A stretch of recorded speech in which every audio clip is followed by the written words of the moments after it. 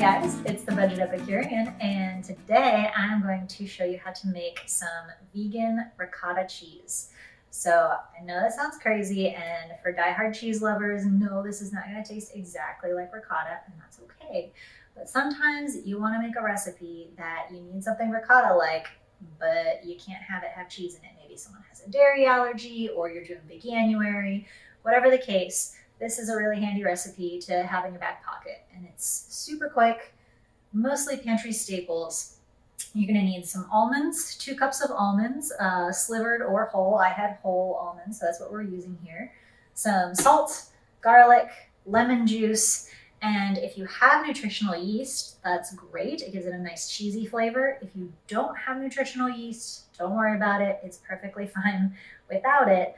And I actually don't have any right now, so instead of 2 tablespoons of nutritional yeast, I'm going to use 2 tablespoons of dried mushroom, because that's what I've got, and it has a similar flavor. So if you've got that, great. If you have the nutritional yeast, use that. If you don't have either, it's okay. It's still going to have the same texture, and it's still going to be delicious. So first, you boil some water and soak the almonds. So that gets them plumped up a little bit and less crunchy, right? You want that soft, cheesy texture. So I boiled some water and let them soak for about 20 minutes. And then you're gonna strain your almonds. Get all that water back out. And I'm using my handy dandy food processor, but you can also use a high-speed blender. You are gonna need one of those 2 things. Nothing else will really give you the right texture. So if you have a food processor, I think this works better. If you don't have a food processor, a blender works just as well. So we're gonna pulse our almonds a couple times, just to get them crunched up a little bit. We're gonna throw that on the floor. Then we've got half a teaspoon of salt, and half a teaspoon of garlic powder. This is not super exact, you'll notice. I'm not using actual measuring thingies, and that's okay. 2 tablespoons of mushroom, and 3 tablespoons of lemon juice.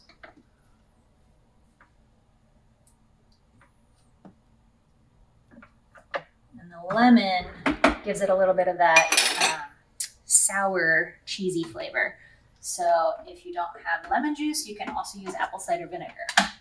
So this recipe is pretty flexible. I'm going to get about 1/3 cup of water as well.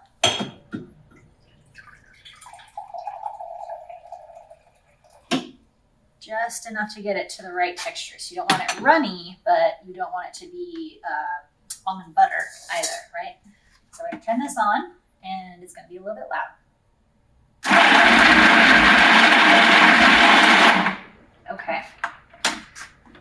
So you also want a spatula to scrape down the sides of your bowl.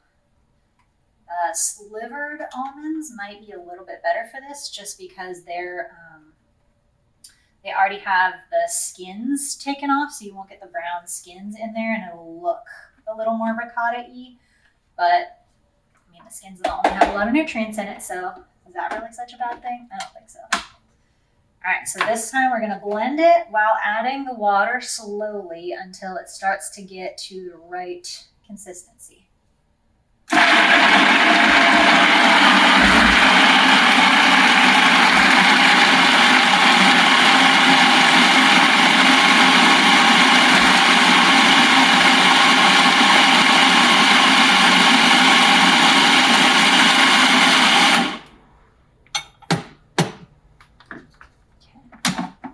Scrape down the sides one more time.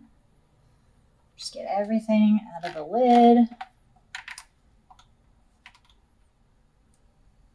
There we go.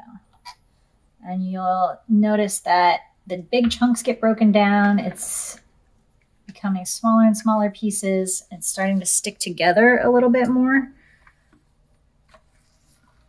So we want to go until it's a soft, cheese-like consistency, but not to the point of completely pulverizing it. And like I said, turning it into almond butter. We don't want that. So we're almost there.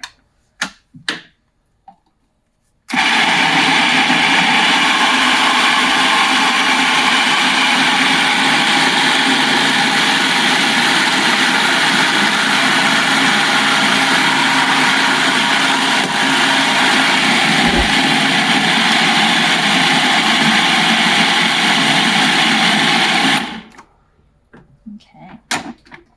So now you see nothing's sticking up to the top anymore. It's all down inside the drum of the food processor, and it's sticking together nicely.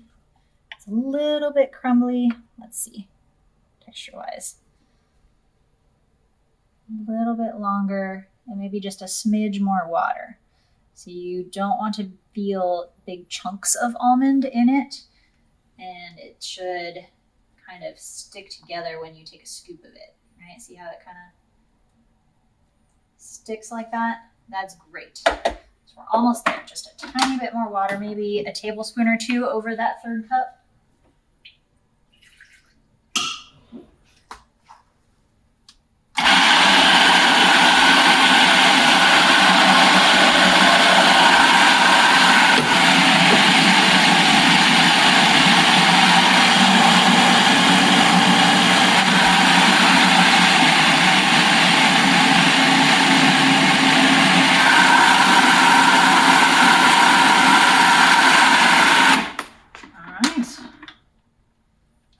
There you go. So now we have some lovely almond ricotta cheese. And you can just spread this on crackers, eat it with a spoon, put it in your lasagna. That's my plan. But anytime you just need a quick vegan cheese option to throw together, you've got this at your disposal. So enjoy.